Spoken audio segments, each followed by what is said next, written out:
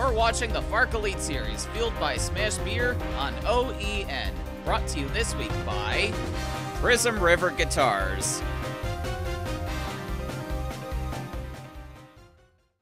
This week, the FARC Elite Series, fueled by Smash Beer, heads to the Fairgrounds Speedway in Nashville for the Prismriver 200. Defending series champion Ryan Matthews is coming off of his dominant victory in the Lone Pros 200 at Columbia last week, a race that was slowed down by a staggering 17 cautions. The teams arrived at Nashville hoping to have a much cleaner race this time around. And now, here are the highlights of the Prismriver 200. Rip Tyler on pole, Cyrus Laterza on his outside. Tyler already clear of Laterza at the line as Enola jumps to the inside and takes over second place from his Tom Delgado Racing teammate. Cyrus Laterza not off to a good start at all. Now he's under attack from Jimmy Russell, making his series debut in the 03 for Black Diamond Racing. Rick Head is also back with Black Diamond Racing this week, though he started all the way back in 24th. He had to make it in through the heat race earlier tonight. Radomir Stanichev's going to bring out the first Vickers Collision and Glass caution at the end of lap 5 as he bounces off the wall and collects Makota Yamada and Gabriel Messina.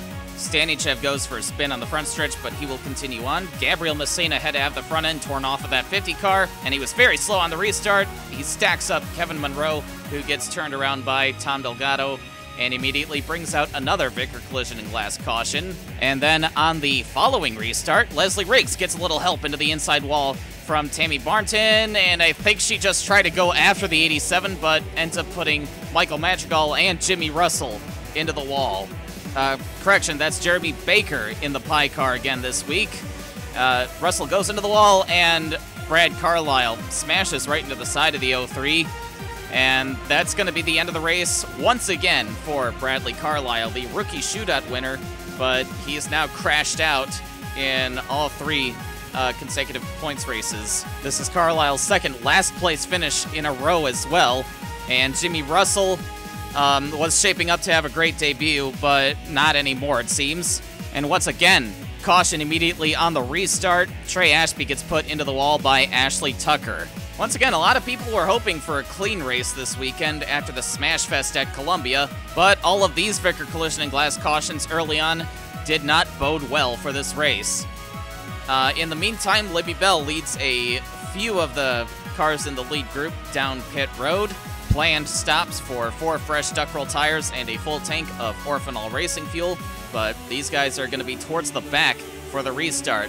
Rip Tyler decided not to pit this time around, and he remains in the lead for the restart, and he's got some cushion in the form of a couple lapped cars in between himself and everybody else. Libby Bell and Cyrus Laterza, 2 of the cars who pitted, are now going to come together and put Libby Bell into the wall. And that's the price you pay sometimes for restarting in the back. Coming back to the caution, Tammy Barnton gets into the back of Rick Head. Matt Duncan, that lapped car, doesn't seem to know they're 3 wide, and that puts all 3 of them in the wall.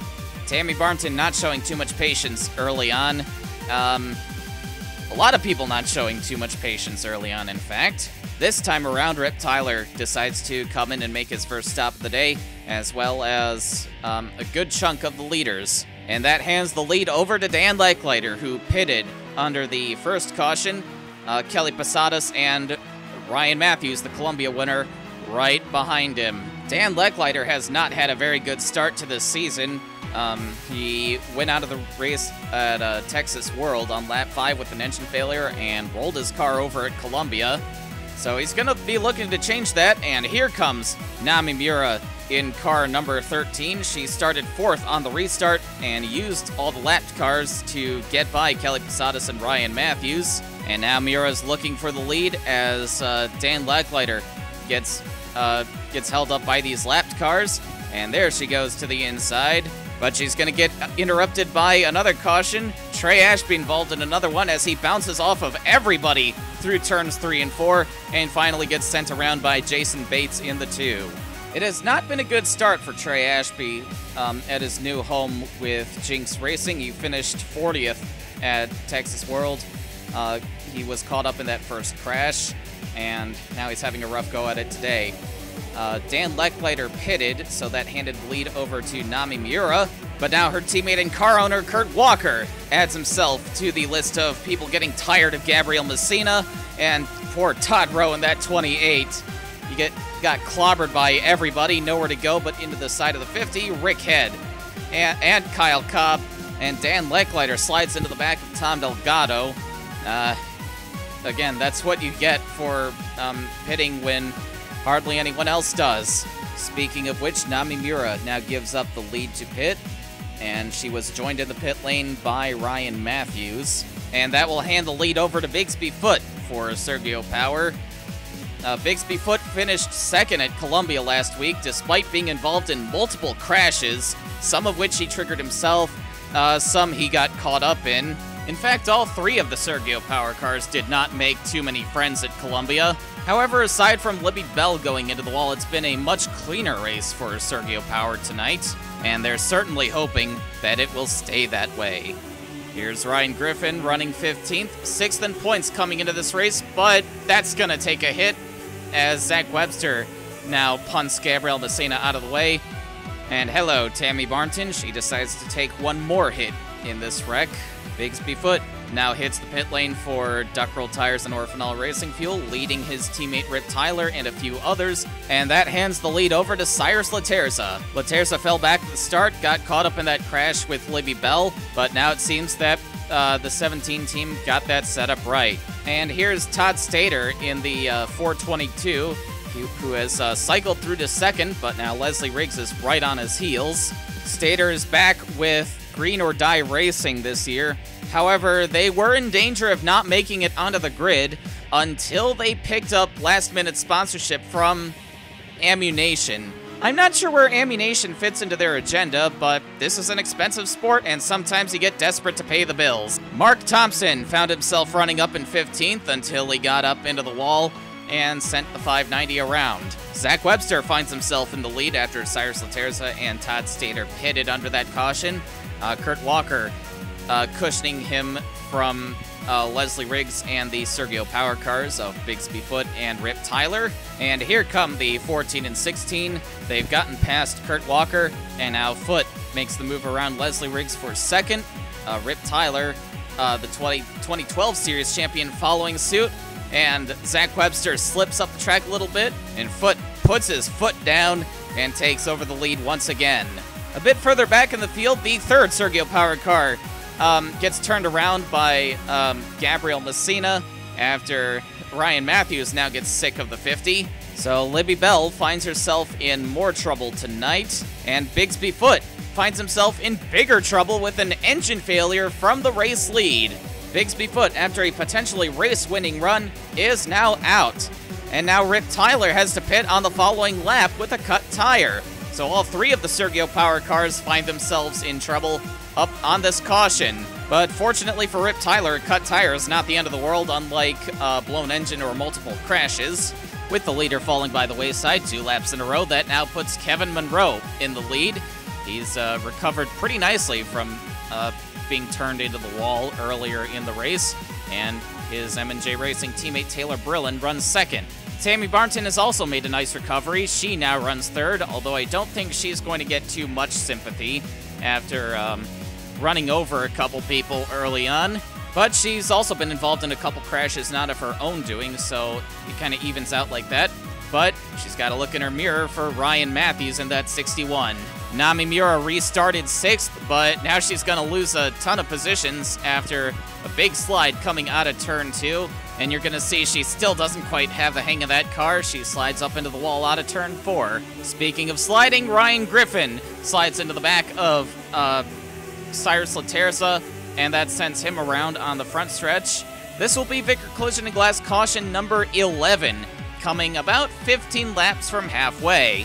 Ryan Matthews would have cycled into the lead on pit strategy for the restart, but he had a cut tire and had a pit 1 lap from the restart. That puts Bob Steffens in the lead, but he's boxed in by all these lap cars. Here comes Packer Carroll taking advantage and taking over the lead. Kelly Posadas sneaking through to second place. Good run for that 88 car so far.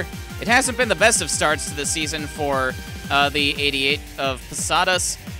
22nd and 19th to start the season, but she's got a very good run going. She's kept the 88 car very clean, and in a race like this, that's really going to reward you. Leslie Riggs has moved up into second.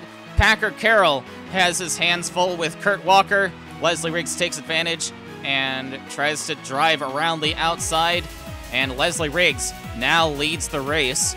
After a rough start early on, she got into that wreck with Jimmy Russell and Jeremy Baker that she really could have prevented.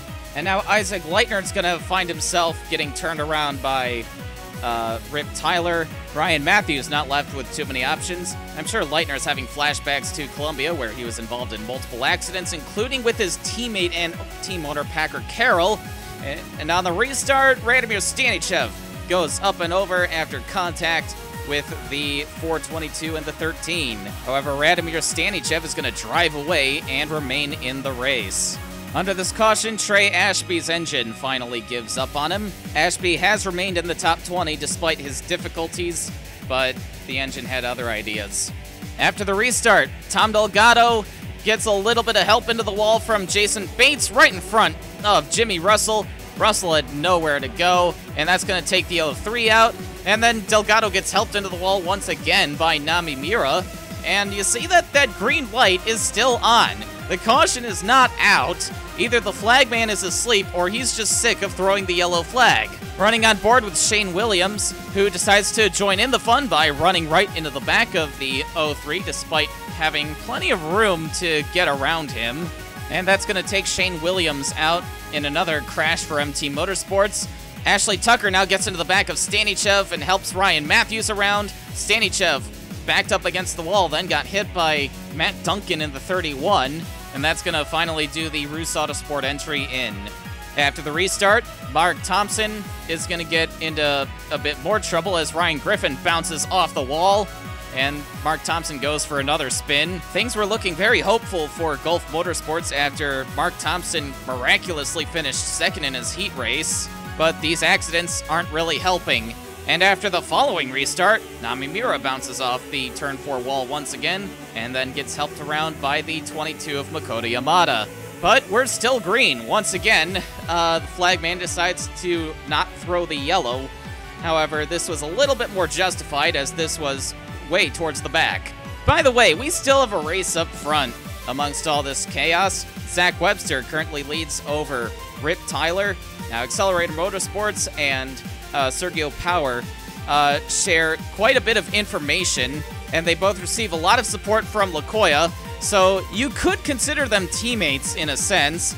And now we're on board with Rip Tyler, who goes right by Zach Webster for the lead. Cyrus Laterza, trying to fight his way back towards the front, gets into the back of Ashley Tucker, who, by the way, is married to his team owner, Tom Delgado.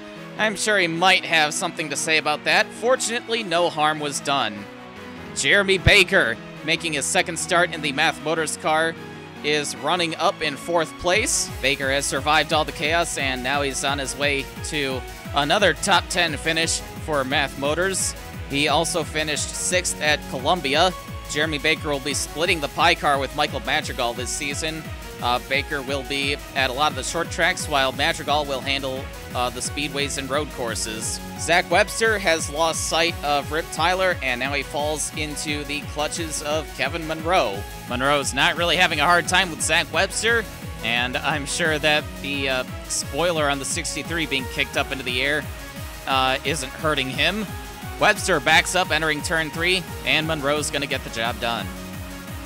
Kelly Posadas has dropped back a little bit. She now finds herself 12th, and she's starting to lose the handling on the 88 car as she slides up into the wall and loses a couple positions. Cyrus Laterza is now on the move. He gets around Jeremy Baker for 4th place now.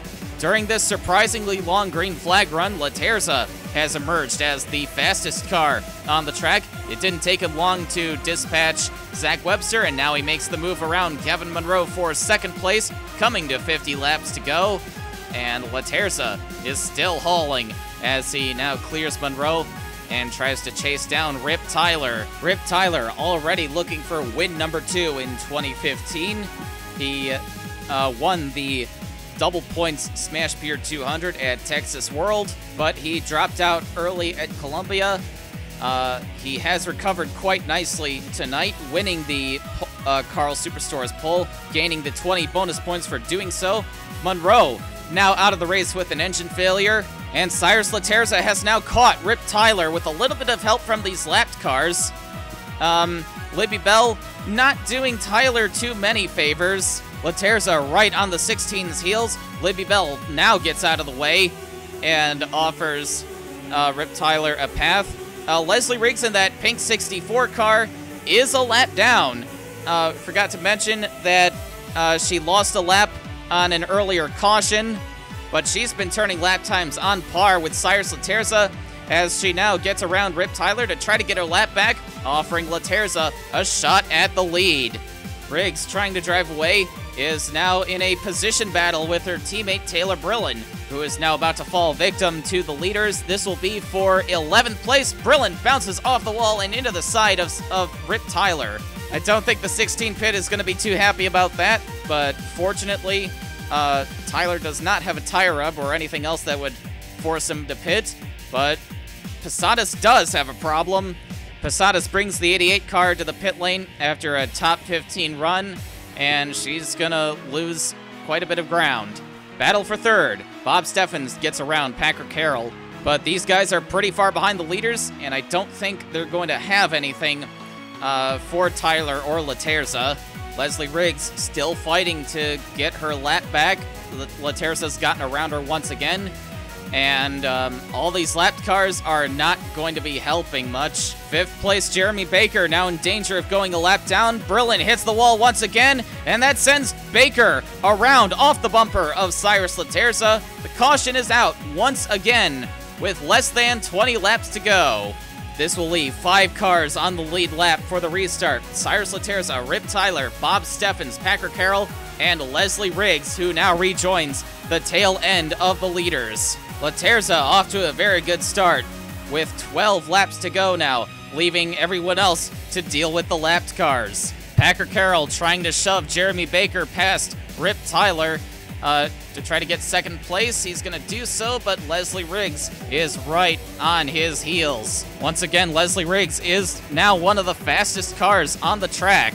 Looking off the back bumper of Cyrus Laterza, there's Riggs. She's gotten around the 71, and now Riggs will be trying to chase down Cyrus Laterza. Both Laterza and Riggs are looking for their first wins since 2013. Riggs is lapping this track at about 0.3 of a second faster than Cyrus Laterza at the moment. Laterza having to deal with more lap traffic, the last thing he wants to see right now. Fortunately, Mark Thompson got out of his way, and so does Ryan Griffin, but now Thompson holds up Leslie Riggs. This is absolutely not what Leslie Riggs needed. Thompson's gonna kill Riggs' momentum, and Cyrus Laterza is gonna breathe easy. Laterza drove for the Mitchell & Sons in 2013 in this series. He got a win at Bowman Gray, but sat out 2014. He's back with Tom Delgado Racing, and Laterza takes the Prismriver 200. And now here are the results. Laterza gains 9 bonus points for starting second. Packer Carroll won the Hard Charger Award, started 33rd, finished 4th. So he will gain the 10 bonus points from that. And Rip Tyler was the last car on the lead lap, but he's only 5 points off of Cyrus Laterza after winning the pole and leading the most laps. We've got a few guys who had a lot go wrong, but they still salvaged top 20 finishes. Libby Bell, Tom Delgado, and Ryan Griffin come to mind. And Isaac Leitner went 8 laps down by the end of the race, but he still squeaked through with the top 20. Now let's take a look at the standings. Rip Tyler is still on top, but Cyrus Laterza is now only 15 points away. Leslie Riggs third, Bob Steffens and Jason Bates continue their strong starts to the season. Ryan Griffin remains in 6th place after his troubles today. Lucas Sweeney was second coming into this race, but he did not enter, so he drops back to 9th. Anthony Griffith, Reed Bullitt, Carter Fitzgerald, and Stanley Parsons are still sitting on their results from the Smash Beer 200, which paid double points, but they'll be falling out of the top 20 pretty soon because they aren't running the full season. Jeremy Baker isn't running the full season either, but he's climbed into the top 20 with his strong finishes at Columbia and tonight at Nashville. And finally, here are the Rookie of the Year standings. Bradley Carlisle opens up his lead over Luke Pellerin just a little bit more, but not nearly as much as he would have liked, seeing as he was the first car out for the second week in a row. Jay Rivers attempted tonight's race, but he failed to qualify. The 5 rookies that did start the race were Carlisle, Todd Rowe, Matt Duncan, Kyle Cobb, and Shane Williams, and they all failed to finish.